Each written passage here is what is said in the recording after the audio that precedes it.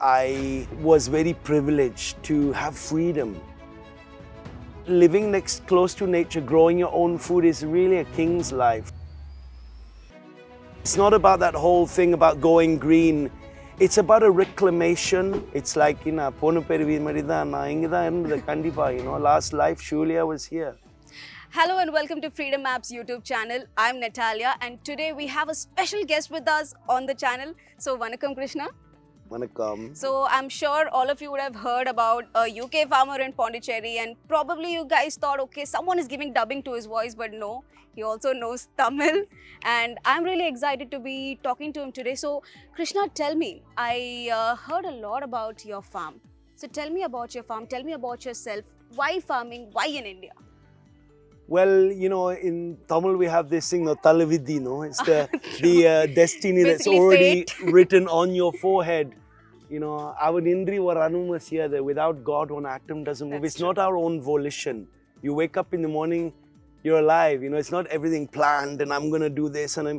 So being at the J. Krishnamurti school in England, I was very privileged to have freedom to explore myself and the deeper questions about life.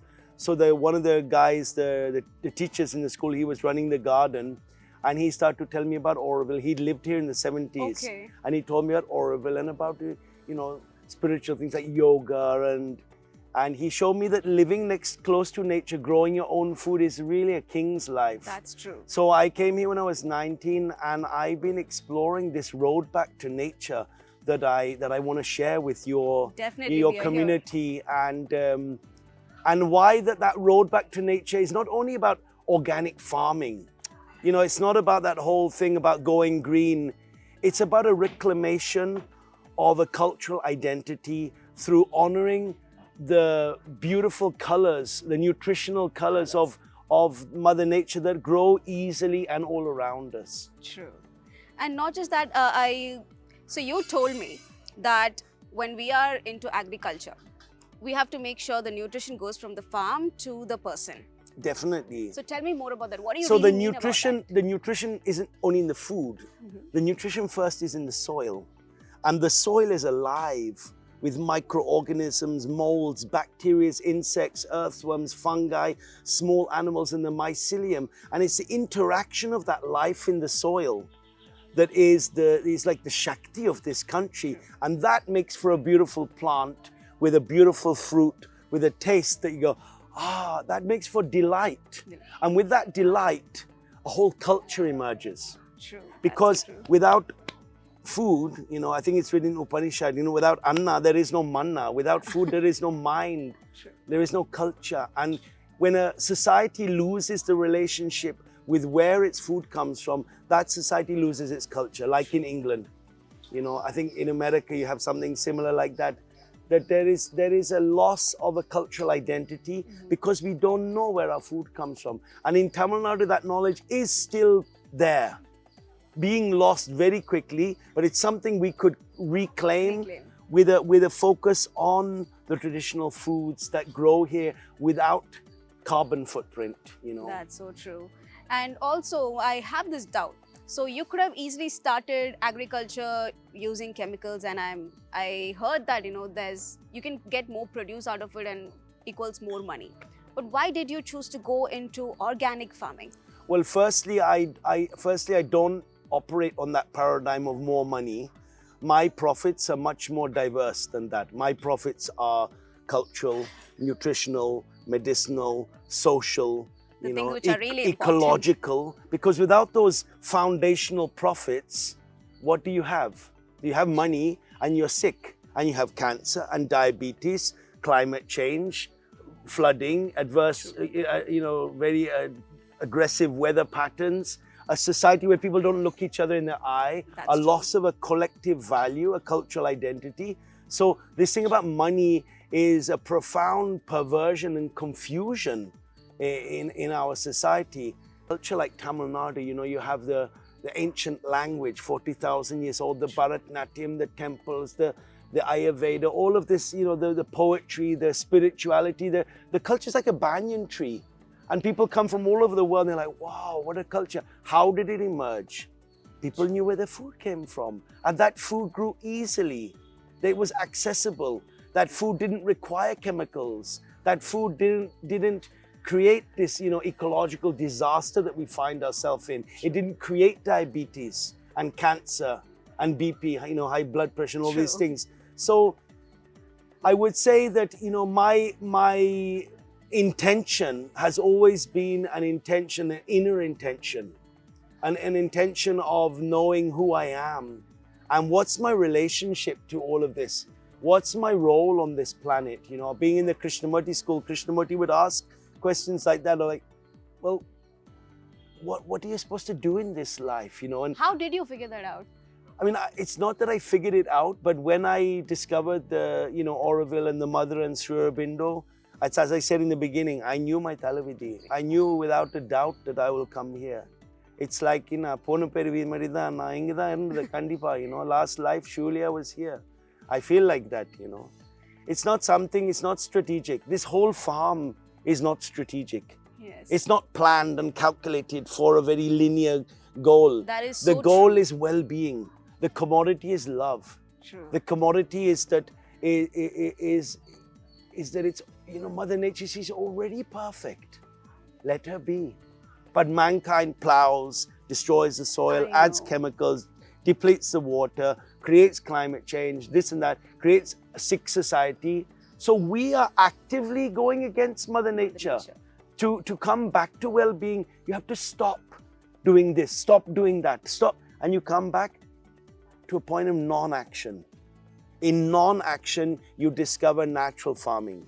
The real meaning of is permaculture, right? That's natural farming. Permaculture is like the common sense, like plants have different physiologies. So how do those physiologies relate? You have, as I show you, I'll show you in a bit. Yes.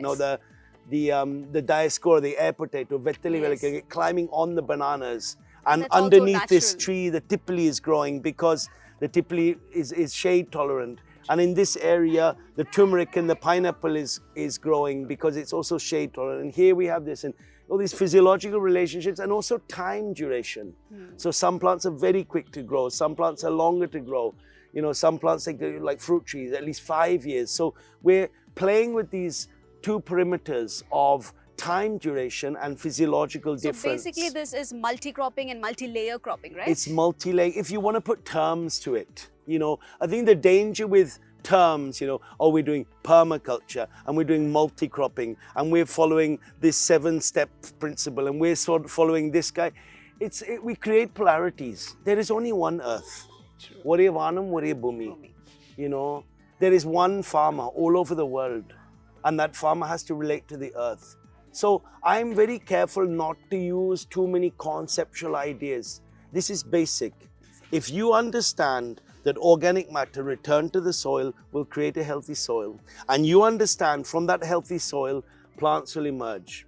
And if you understand that those plants will emerge, will feed you and create a whole civilization, and that they will, that they don't require chemicals or excessive water, and you understand that that civilization will grow, will have a collective value, and therefore have collaboration, empathy, then we have something.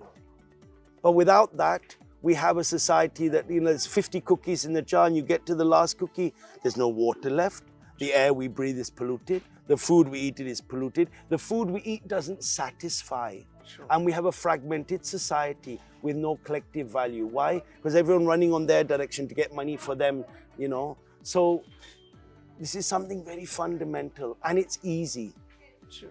On the workshop that we will create with you online, you will see that this is something that's accessible to everyone. Anyone can walk this road back to nature. Anyone can sit in my position and talk and share with their community, with their family, with their school, with their corporate, with whoever, and start to bring these values into people's lives. Why? You need food, I need food.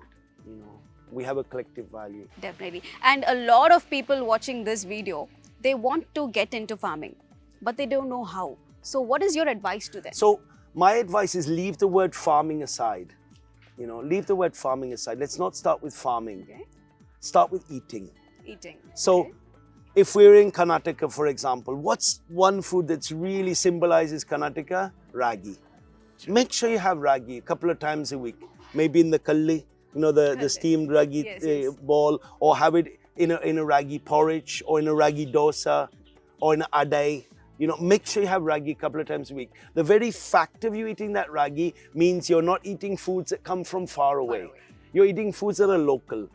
The whole subject here is local food. Foods that don't have ecological cost. Foods that grow easily. Because they grow easily, they're in abundance. And because they're in abundance, they're non-exclusive. Rich and poor can equally eat them. High in medicinal and nutritional value. Use less water to grow. They're sustainable plants. True. Because they're the crops that have allowed the huge and the most beautiful cultures to grow, like in Tamilnadu or in Karnataka, or even up to Nepal, ragi is growing. So eat local foods. Another example would be muringakere, the drumstick spinach, muringa. Have it once a week.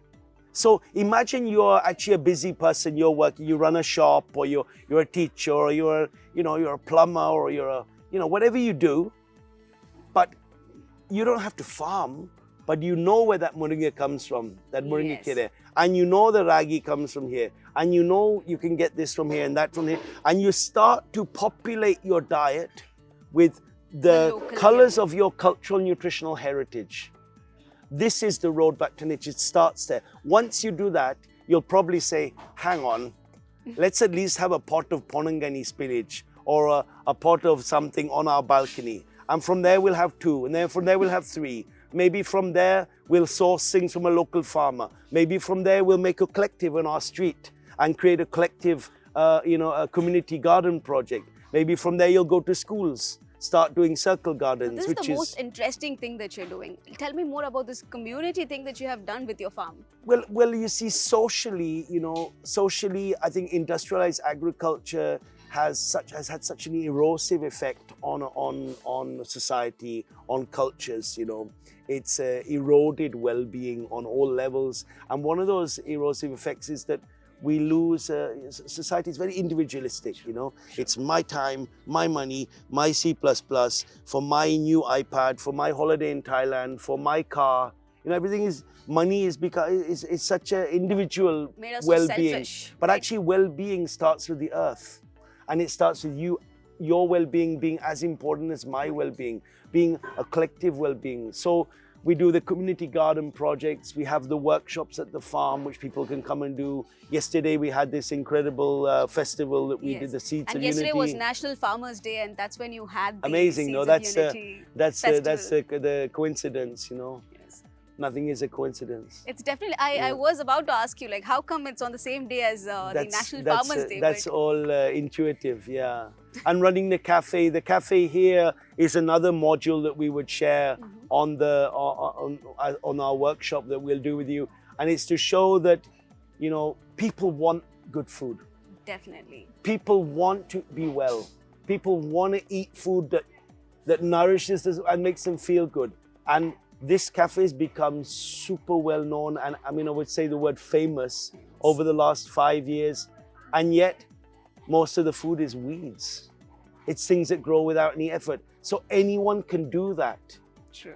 And this is something that we will be able to inspire and empower the audience on the Freedom app to make very concrete choices and potentially create a sort of social revolution through nutrition. Definitely. By instilling, a different value. I think everyone needs to start thinking this way so that they can definitely give something back to the society and let nature be.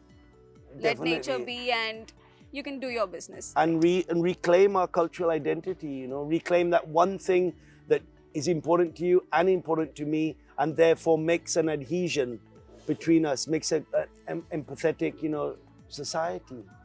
Wow. Basically, I've learned a lot from Krishna today, and not just that, we are going to be planning a course plan with him very soon. So if you are really interested in that, please do let us know on the comment section below, and please do support us. Please click the like button, subscribe to our channel, and wait for our next video. And Thank you for watching. hope to see you here at Solitude Farm. Definitely. Our website is www.solitude.farm, and we have our own workshops here. But I really, really look forward to sharing with you our online course on the Freedom app. And thank you so much for coming today. Thank you so much. And do follow Krishna Mckenzie on YouTube and Instagram, and you can get to learn a lot about natural farming, organic farming, and more about what is the benefit of each and every fruit and vegetable, which I am very interested in. I am always on his Instagram account reading about all that. So it's very interesting. So do go and follow him. Thank you for watching.